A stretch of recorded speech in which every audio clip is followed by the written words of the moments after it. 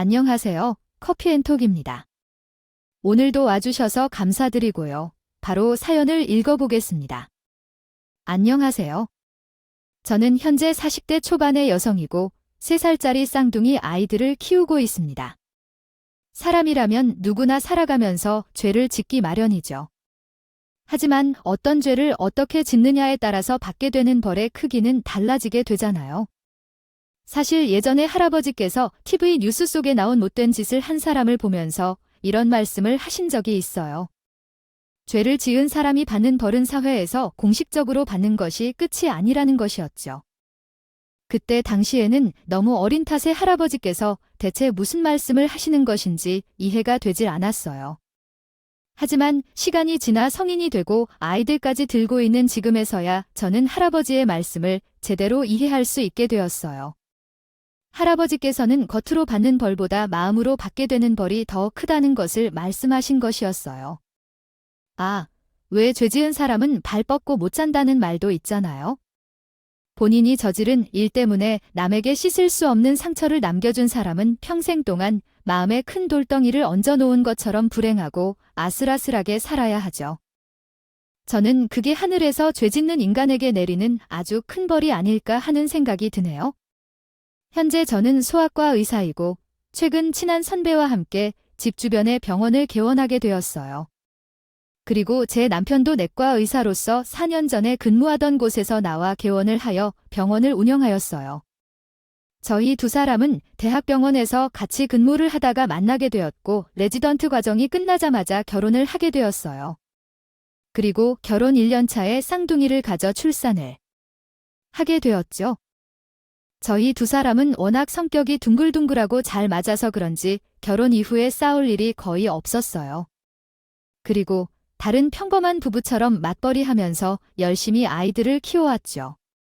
그런데 너무 예쁜 꽃은 하늘에서 먼저 꺾어간다는 말이 있잖아요. 그 말이 정말인지 제 남편은 46살이라는 젊은 나이에 교통사고를 당했고 말 한마디 남기지 못한 채 세상을 떠나게 되었어요. 제 남편은 뺑소니를 당했는데 경찰 말을 들어보니 주변에 CCTV 하나 없는 한적한 도로에서 사고가 났다고 하더라고요. 사고 후 바로 처치를 했으면 살 수도 있었을 텐데 시간이 꽤 지난 상태로 있다가 저녁 늦게 인근을 지나던 사람이 발견하여 신고를 해줬고 겨우겨우 병원에 실려오게 된 것이었죠. 남편이 사고를 당하던 시간에 저는 집에서 아이들을 재우고 있었어요. 그런 상황에 대학병원에서 온 전화를 받게 되었죠. 안녕하세요. 여기 병원인데요. 남편분 휴대폰 통화 목록 확인하고 연락드렸습니다. 혹시 유동민 씨 아내분 되시나요? 예. 그런데 이 시간에 병원에서 왜 다름이 아니라 유동민 씨가 뺑소니 자꾸로 병원에 실려오셨습니다. 응급실로 빨리 오셔야 할 것 같아요. 교통사고요. 지금 그 사람 상태는 어떤가요? 그게 전화상으로 말씀드리기는 그렇고요. 일단 병원으로 오세요. 저에게 전화를 걸어온 병원 관계자는 상태가 어떠냐고 묻는 말에 확실한 대답을 해주지 않았어요. 그래서 저는 상태가 좋지는 않구나 하고 지레짐작을 했죠. 그러나 그때까지만 해도 남편이 세상을 떠났을 것이라고는 생각도 못했어요. 일단 저는 전화를 받자마자 10분 거리에 살고 계시는 시어머니께 연락을 드렸고 곧장 아이들을 깨워 병원으로 달려갔죠. 그러나 남편은 이미 세상을 떠난 뒤였어요. 제가 응급실에 도착하자마자 의사들은 남편이 세상을 떠났다는 이야기와 함께 사망진단서를 건네주었어요. 사람들이 사랑하는 사람을 떠나보내면 눈물조차 나오지 않는다고 이야기를 하던데 제가 경험을 해보니 그 말이 정말 맞더라고요. 분명히 두 귀로 남편이 세상을 떠났다는 이야기를 들었고 시어머니는 옆에서 가슴을 치며 눈물을 흘리고 있는데 저는 도저히 믿겨지지가 않아서 한동안 멍하니 주저앉아 있었어요. 그렇게 저는 약 30분이 지난 후 겨우 마음을 진정시키고 장례식을 준비하게 되었어요. 장례식이 시작되자 저는 친정 부모님을 포함해서 친척들과 지인들에게 그곳 소식을 알렸어요. 그리고 장례식장에 찾아와 주신 조문객들을 맞아야 했죠. 그렇게 3일이라는 시간이 흐른 뒤에 남편의 발인 날이 다가왔어요. 그런데 막상 남편을 떠나보내려니 자꾸 억울한 마음이 들더라고요. 뺑소니를 했던 사람이 사고 후 신고만 해줬어도 이렇게 억울한 마음이 되지는 않았을 거예요. 어쩌면 남편은 신고를 받고 바로 이송이 되어 세상을 떠나지 않아도 됐겠죠. 그러나 그 사람은 신고 전화 한 통 없이 도망을 가버렸고 결국 한 집안의 가장이 저와 피똥이 같은 쌍둥이만 남겨놓은 제 세상을 떠나게 되었어요. 게다가 제 남편은 가족들에게 마지막 인사조차 하지 못했잖아요. 그렇기 때문에 저는 더 억울할 수밖에 없어요. 없었죠. 그래서 저는 남편의 납골당이 안치하던 날 한 가지 약속을 하게 되었어요. 꼭 범인을 찾아서 복수를 하겠다는 것이었죠. 그렇게 저는 슬픔 속에서 남편을 떠나보냈어요. 후 경찰에도 신고하고 할 수 있는 조치는 다 취했어요. 그리고 사고 현장에 플랜카드까지 걸어 나왔죠. 이뿐만이 아니라 한동안 병원 출근도 하지 않은 채 남편 사고를 알아보는 것에만 정신을 팔았어요. 그렇게 남편을 보낸 지 약 2주라는 시간이 흐르게 되었죠. 아무래도 친정 부모님은 나리 쌍둥이를 맡겨놓고 몇 주가 지나도록 정신을 팔고 자니까 걱정이 많이 되셨나 봐요. 어느 날 친정 엄마가 연락도 없이 집에 찾아오셨죠. 지영아, 너 언제까지 애들 나한테 맡겨놓고 이러고 있을 거야? 이 시기에는 엄마가 옆에 있어야 해. 엄마, 조금만 기다려줘. 동민 씨 그렇게 떠나게 만든 사람을 찾아서 보여줘야 해. 경찰에 신고했다면서 경제회관님들이 찾아주실 테니까 기다려보자. 그리고 사위 저 세상 간지 2주가 다 됐는데 슬슬 유품 정리도 해야지. 엄마가 도와줄까? 언제 할래? 유품 정리는 제가 알아서 할 테니까 신경 쓰지 마세요. 친정엄마는 저에게 유품 정리를 빨리 해야 한다는 식으로 이야기를 하셨어요. 사실 저도 남편이 세상을 떠나고 나서 유품 정리를 해야 하는데 생각하고 있으면서도 쉽사리 시작하지 못했죠. 아무래도 저는 남편이 세상을 떠났다는 것을 쉽게 받아들이지 못했던 것 같아요. 그래서 저는 남편이 세상을 떠났다는 것을 인정하고 싶지 않아서 유품 정리를 계속 미뤄둔 채 생활하고 있었죠. 그러나 친정 부모님은 몇 번이나 유품 정리에 대한 이야기를 꺼내셨어요. 친정 엄마가 집에 찾아오신 그날도 마찬가지였죠. 엄마가 유품 정리 도와줄게. 지영아, 너 힘든 건 아는데 그래도 언제까지 미뤄둘 수는 없잖아. 떠난 사람은 떠난 사람이고 살 사람은 정리하고 살아야지. 엄마, 아직은 유품 정리할 때가 아니야. 일단 동민 씨 그렇게 만든 사람 찾고 나서 하나씩 정리할게. 그러니까 조금만 기다려줘.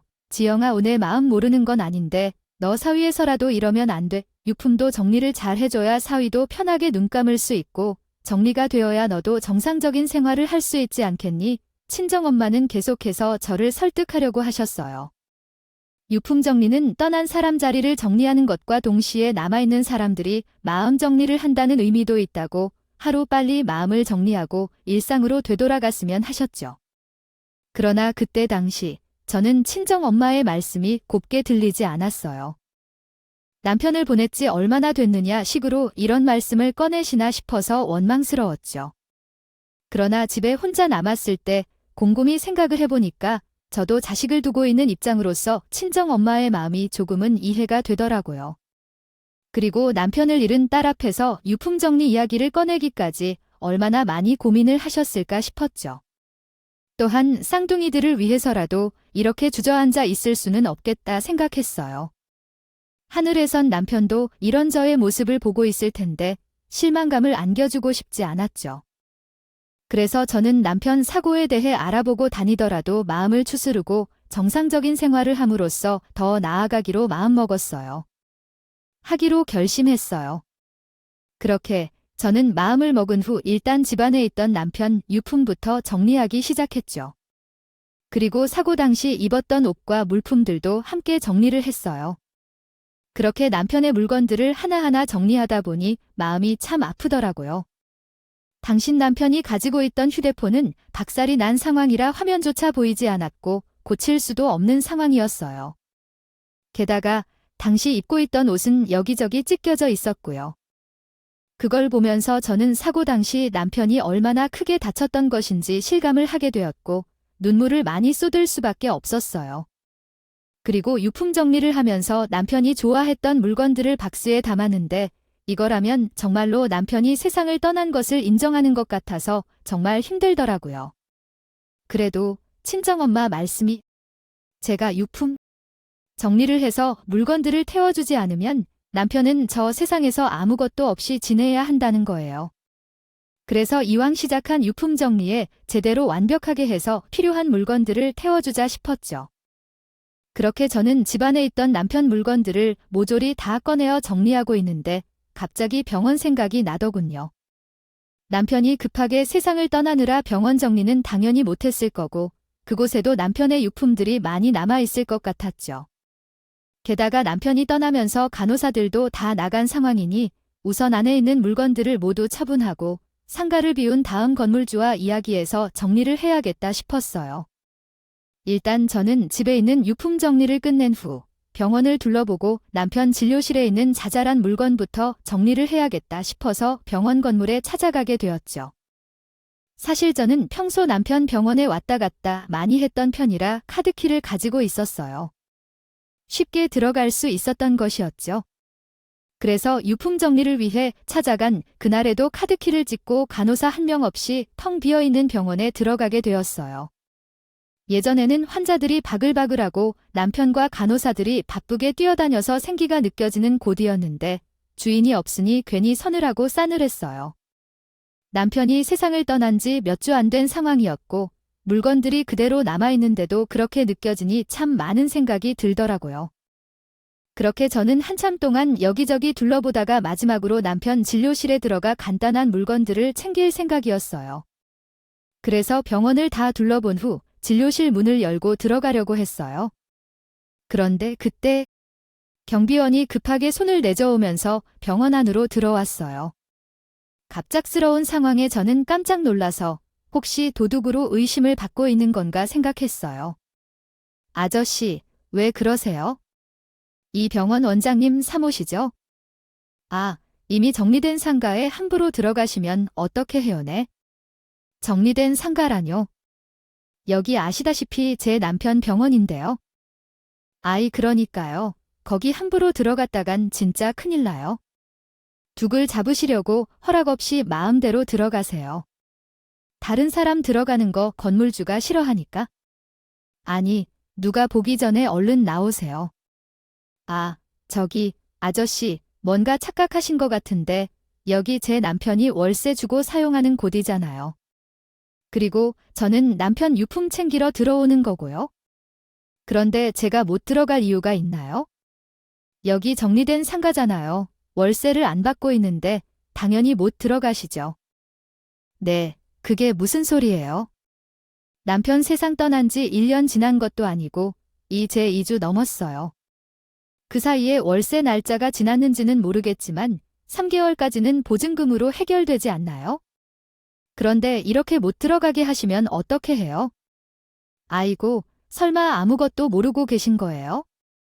남편분 세상 떠나시기 전에 이미 병원 정리하셨어요. 저는 경비원의 이야기를 듣고 나서 정말 황당했죠. 그래서 대체 무슨 말도 안 되는 소리를 하시는 거냐고 펄쩍 뛰었어요.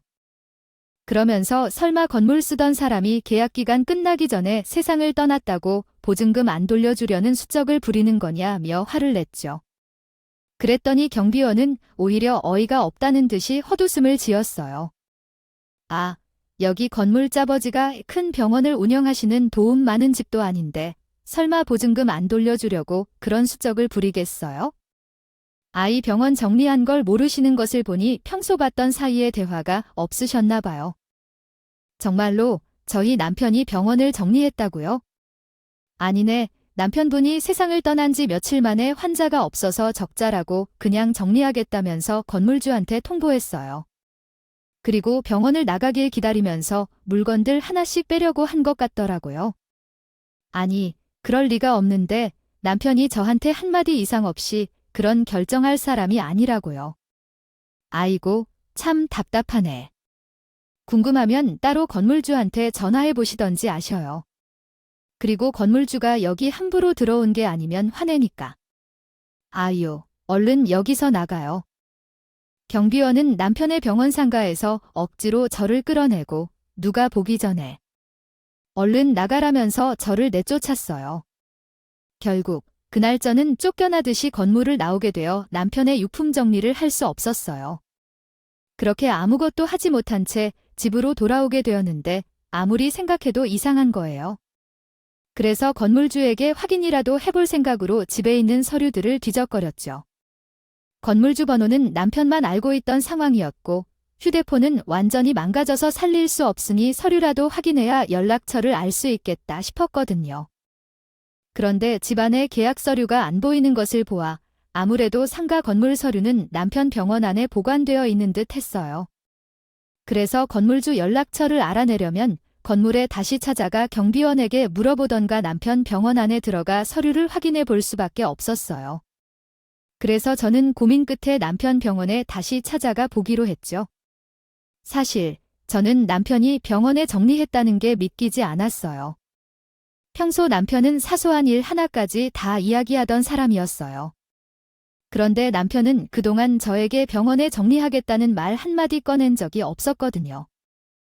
그래서 경비원이 이야기한 내용이 사실인지 확인해 보려면 일단 제가 건물에 찾아가야 했어요. 그리고 병원 정리를 하겠다고 건물주에게 통보했다 해도 아직 상가 자리가 나간 게 아니잖아요. 언젠가는 남아있는 물건들을 정리해야 할 텐데 아무도 못 들어가게 하는 건 말이 안 된다고 생각했어요. 무엇보다 상가 계약 기간이 1년 이상 남아있던 상황이었죠. 당연히 상가 자리가 나가고 물건들이 모두 빠질 때까지는 남편의 아내인 제가 들어갈 수 있다고 판단했어요. 그래서 저는 경비원이 뭐라고 하던지 병원에 들어가 유품들을 정리하기로 했죠. 그렇게 다음 날이 되었고 저는 다시 남편이 입원한 병원 건물을 방문하게 된 그날은 일요일이었고 대부분의 상가 세입자들이 휴무하여 조용하고 캄캄했어요. 그래서 서둘러 남편의 진료실에 들어가서 서류를 확인하고 유품을 챙겨 나오기로 했죠. 병원 내부로 이동하려 했지만 경비원이 순찰하다가 화장실에 들어가거나 어딘가에서 전화통화를 하고 있는 모습이 보였어요. 경비원을 만나면 상황이 좋지 않을 것 같아 고민이 되던 찰나 그가 전화 중인 내용을 듣게 되었어요. 그는 제 남편과 건물주에 대한 이야기를 나누고 있었는데 알고 보니 건물주와 제 남편은 예전에 의대 다닐 때 만난 지인이었고 건물주가 제 남편에게 마음을 두고 뒤를 졸졸 쫓아다닌 적이 있었다고 했어요. 그런데 남편이 건물주와 헤어지고 몇 년 뒤 저와 결혼을 해버리니까 건물주가 화가 났나 봐요.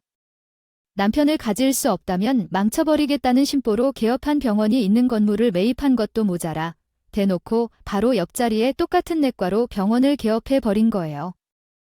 이것만으로도 기가 막힐 노릇인데 시어머니는 저와 남편을 이혼하게 만들고 건물주와 연결시켜준다는 약속을 한 후 돈을 빌린 것 같았어요.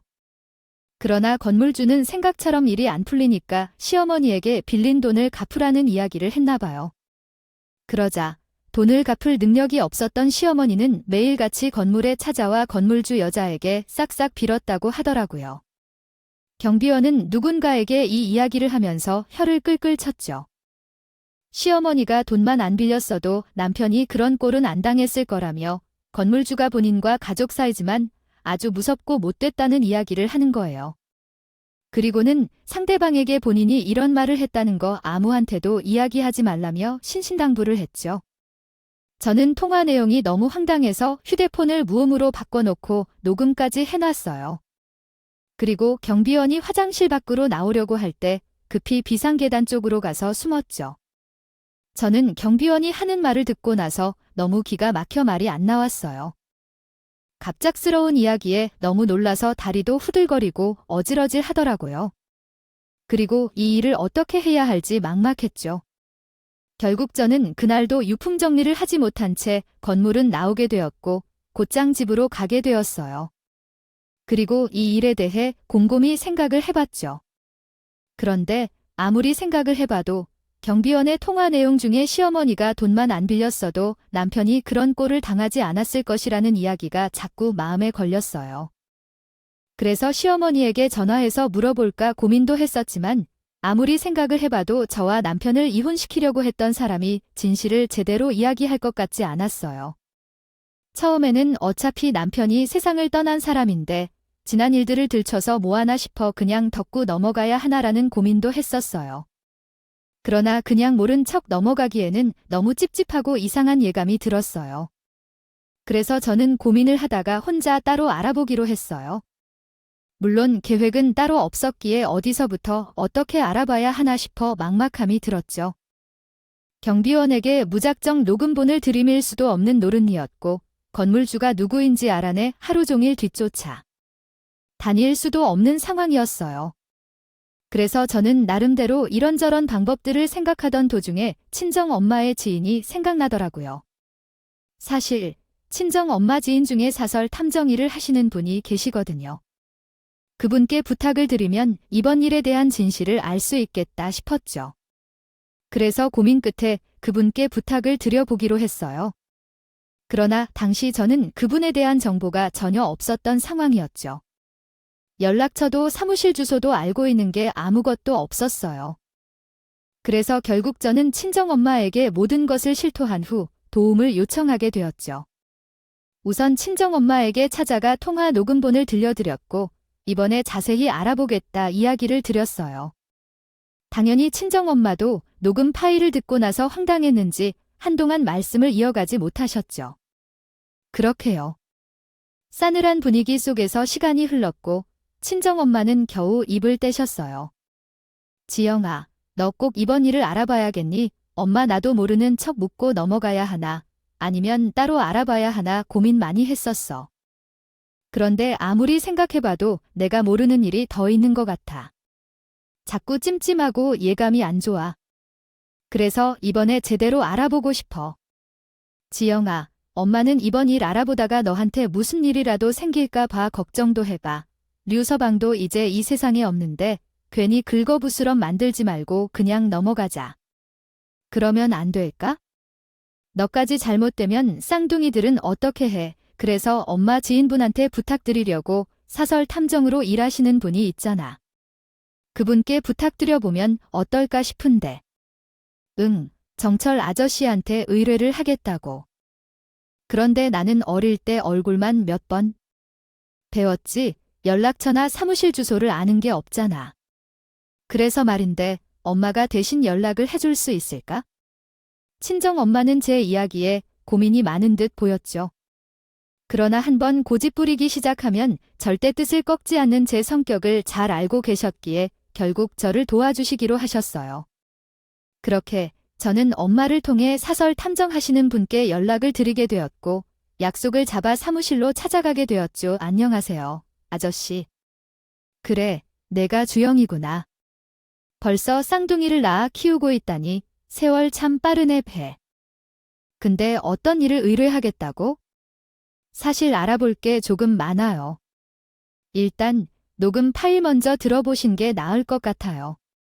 저는 하나하나 설명을 해드리는 것보다 녹음본을 먼저 들려드리는 게 나을 것 같았어요. 그래서 사설 탐정하시는 분께 녹음해 놓은 파일들을 들을 수 있게 해드렸고 간단하게 상황 설명을 해드렸죠.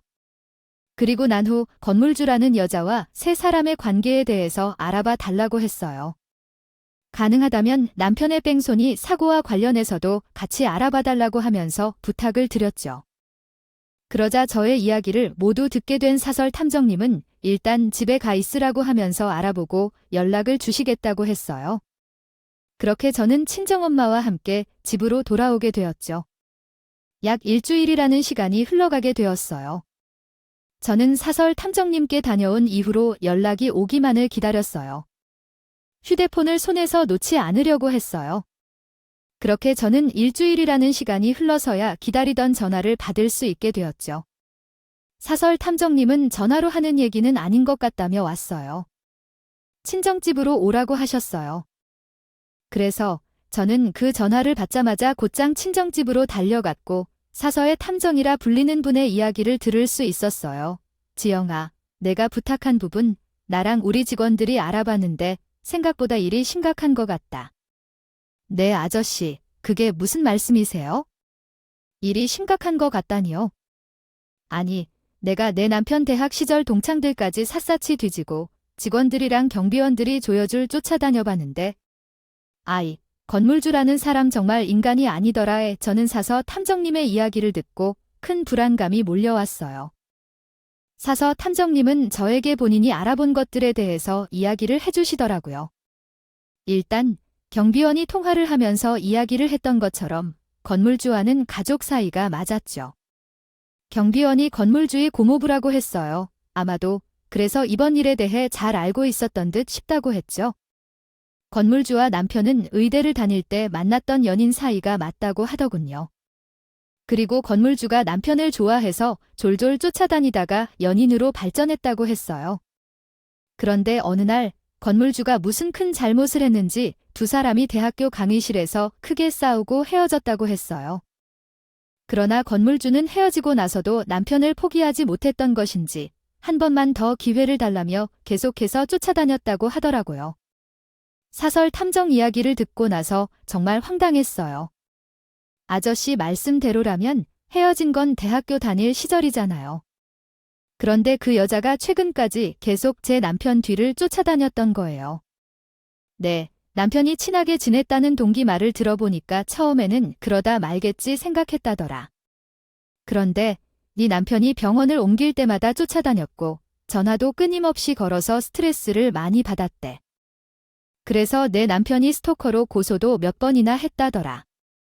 설마 그 속까지 당했는데도 쫓아다닌 거요? 소용이 없었나 보더라. 한동안 잠잠하다가 또다시 쫓아가고 이런 식으로 반복이 됐던 것 같아. 그리고 결혼을 하게 되니까 가질 수 없으면 망치겠다는 못된 심포로 일부러 건물을 매입해 대놓고 병원을 오픈한 거고. 알아보니까 대학교 동기들한테 소문이 자자하더라. 그럼 시어머니 빚 문제는 어떻게 된 거예요? 그건 내 시어머니가 사기를 당한 것 같아. 그래서 갑자기 빚이 생겼고 그 돈을 당장 갚아야 할 상황이 되었는데 방법이 없으니까 돈이 많은 건물주에게 찾아간 거지. 그리고 건물주는 공짜로 빌려줄 수는 없으니 어떻게든 이혼시켜라 이런 제안을 했던 거고. 사설 탐정님의 이야기를 듣고 나서 정말 기이하고 말이 안 나오더라고요. 친정엄마도 어떻게 그런 여자가 있냐며 화를 냈죠. 그런데 문제는 이게 끝이 아니었어요. 사설 탐정님의 이야기에 의하면 건물주는 돈까지 빌려줘서 시어머니를 본인 편으로 만들었는데도 마음대로 일이 잘 안 풀리자 화가 난 듯 했어요. 그래서 세입자로 있는 남편을 힘들게 하고 월세를 올려받겠다면서 겁을 줬다고 해요. 이뿐만 아니라 시어머니에게는 한 달 안에 돈을 내놓거나 남편을 이혼시키라고 요구했다고 해요. 안 그러면 고소를 하든지 사람을 보내겠다고 했다더군요. 그러자 건물주의 말에 시어머니는 발등에 불이 떨어져 안달복달 못한 것 같았다고 했죠.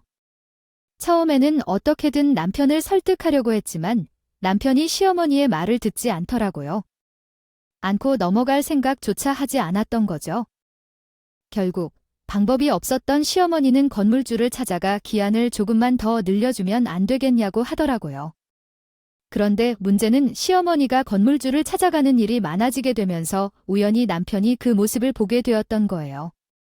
남편은 본인에게 하는 짓도 모자라서 시어머니까지 괴롭히고 겁을 주니까 화가 잔뜩 났고 눈에는 눈, 이에는 이로 덤볐던 거죠. 사설 탐정님이 알아본 바에 하면 남편은 건물주가 돈으로 해결한 의류사고 증거물을 가지고 있었다고 하더라고요. 그리고 그 의료사고 문제가 의사면허 취소가 될 수 있을 정도로 큰 편이었고 만약 사회에 알려지면 파장이 클 거라고 있어요.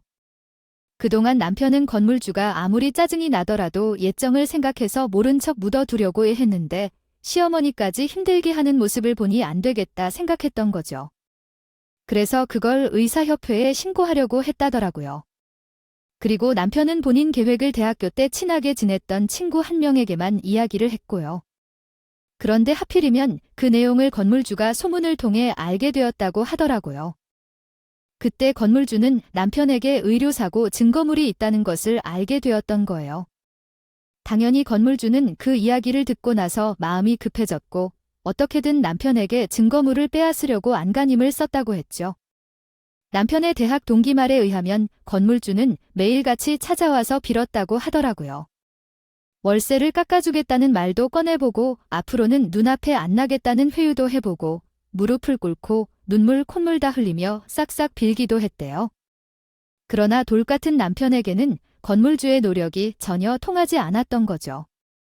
그런데 아저씨, 아까 일이 심각한 것 같다고 하셨잖아요.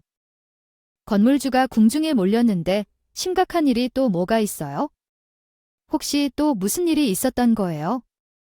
건물주가 진척인 경비원이랑 짜고, 아니 남편 내 아저씨. 그게 무슨 말씀이세요? 설마 저희 남편이 세상을 떠나게 된 게 그 두 사람 때문이라는 거예요? 정철아, 그게 무슨 말이야? 얼굴이 사위가 그 여자 때문에 이렇게 된 거라고? 친정 엄마는 사설 탐정님의 말씀에 뒷목을 잡으셨어요. 사설 탐정님도 착잡하다는 듯 크게 한숨을 쉬시며 저에게 더 들어도 괜찮겠냐는 말씀을 하셨죠. 그러나 저는 끝까지 이야기해달라고 말씀을 드렸어요. 물론 충격적인 일의 연속이었지만 언젠가는 알아야 할 일이고 사고를 낸 사람도 계속해서 찾고 있는 상황이었어요. 그래서 마음을 굳게 먹고 사설 탐정님의 말씀을 계속 듣기로 했죠. 사설 탐정님은 저의 단호한 표정이 알겠다면서 모든 것을 말씀해 주셨어요. 결국 궁주에 몰린 건물주는 남편에게 찾아가서 본인이 자수를 할 테니 기회를 달라고 했다더군요. 그러면서 선배인 남편에게 다음날 자수하러 갈 거고 분명히 의사면허 취소가 되어 한동안은 힘들 텐데 술 한 잔만 사주면 안 되겠냐고 했던 거죠. 처음에는 남편이 거절을 했으나 건물주는 계속 옆에 붙어서 졸랐다고 했어요. 결국 남편은 자수를 하겠다는 말을 철석같이 믿고 술을 사주게 되었던 거예요. 그런데 그날 건물주는 계속해서 술을 먹였고 만취한 남편은 집에 가겠다면서 일어서게 되었던 거죠. 그리고 남편이 사고를 당하게 된 거고요. 저와 친정엄마는 그 이야기를 듣고 울고불고 난리도 아니었어요. 어떻게 인간이라는 탈을 쓰고 그딴 짓을 할 수 있나 싶었고 온몸에 소름이 돋았죠. 사설 탐정님은 이 모든 진실을 경비원 뒤를 쫓아다니다가 건물주와 대화를 하는 내용을 듣고 알게 되었다고 했어요. 저는 이것만으로도 정말 큰 충격이었는데 이게 끝이 아니었죠. 지영아, 아직 이야기하지 않은 게 한 가지 더 있는데. 또 있어요. 설마 남편, 그것보다 더 충격적인 일이에요. 아이, 그게. 경비원한테 네 남편 휴대폰이 있다고 하더라. 네, 그게 무슨 말씀이세요? 남편이 휴대폰은 제가 가지고 있는데요. 내가 가지고 있는 건 가짜 휴대폰인 것 같아 저는 이게 또 무슨 소리인가 싶었어요. 그런데 탐정님이 말씀해 주시는 이야기를 들어보니 경비원이 휴대폰을 일부러 바꿔치기 한 것 같다고 하더라고요. 경비원이 누군가와 통화를 하면서 남편 사고에 대해 이야기를 하기는 했는데 휴대폰을 바꾼 일에 대한 이야기는 대충 지나가듯 이야기를 했다는 거예요. 그래서 자세한 사정은 알 수 없었지만 탐정님이 짐작해 보았을 때는 휴대폰을 바꾼 것을 보면 그 안에 무언가 중요한 단서가 저장되어 있을 확률이 높다고 했죠. 그러면서 건물주에게 가져다 줄 생각으로 바꿨거나 아니면 본인에게 유리한 상황을 만들기 위한 목적일 거라고 했어요. 그리고 본인이 전화 내용을 들어보았을 때 경비원은 아내 병원비 때문에 이런 못된 짓을 한 것 같다고 했죠.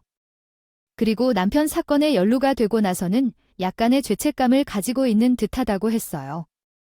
경비원은 누군가와 통화를 하면서 그날 일을 겪고 난 후 불안해 죽겠다고 양심에 찔린다며 자수를 하고 싶다는 이야기를 했대요.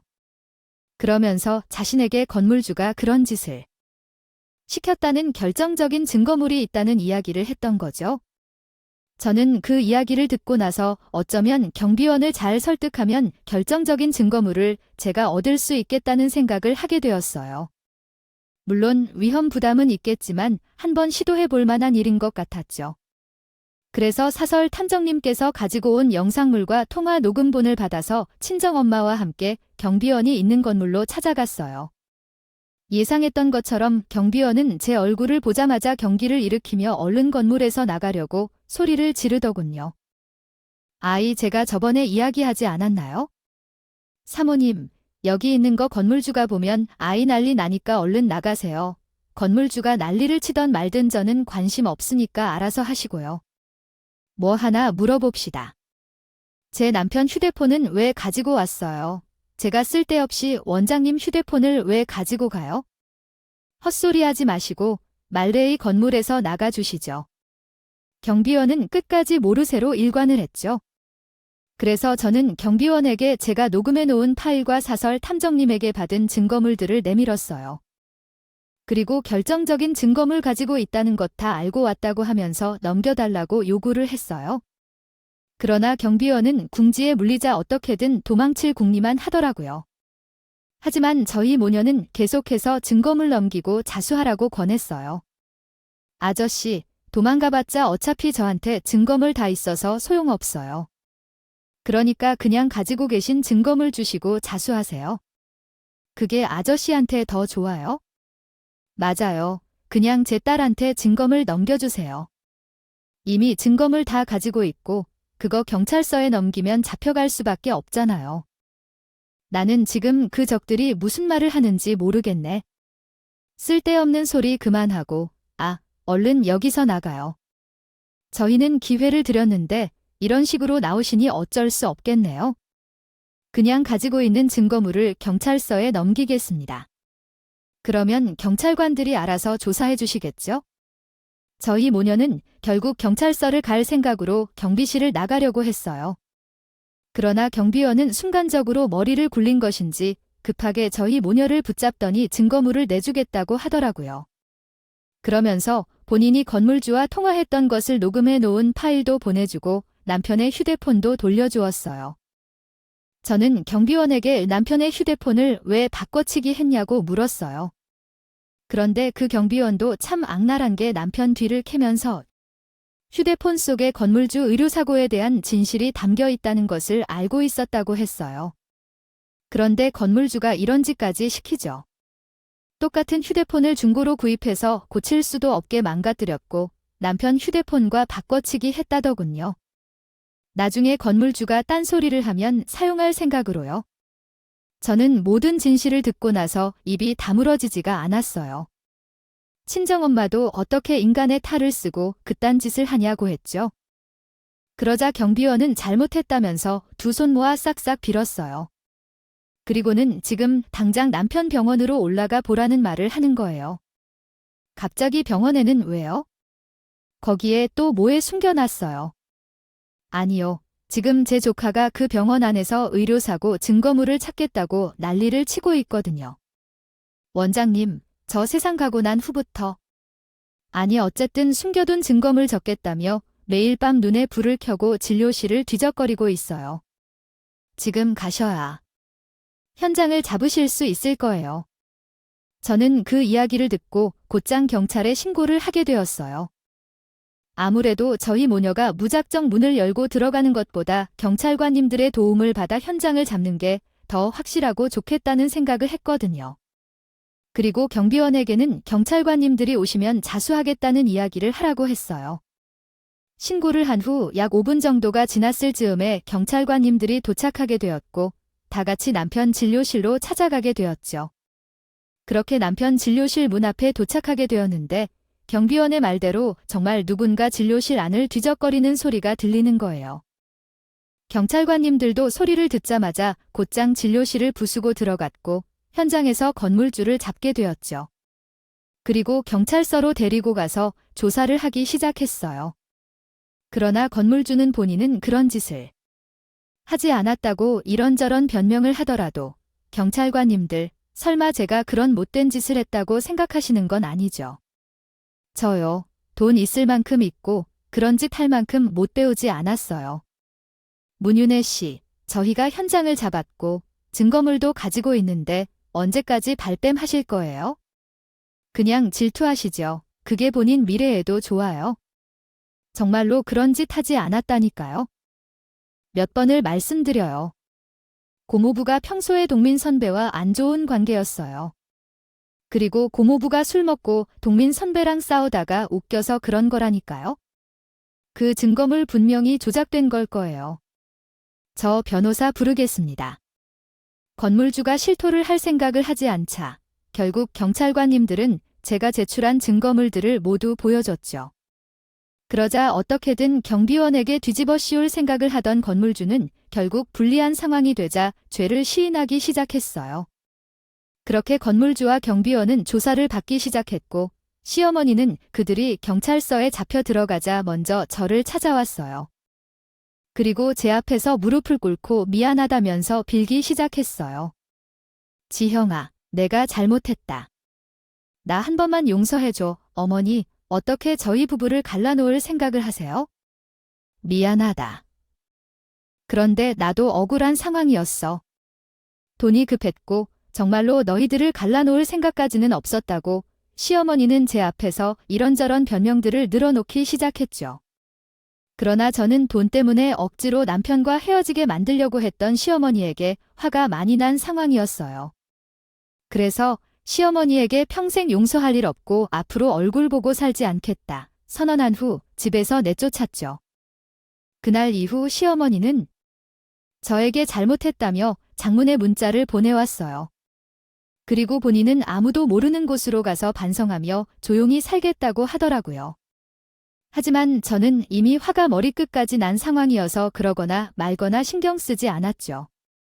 그날 이후 경찰에 잡혀간 두 사람은 당연히 죄값을 받아야 했어요.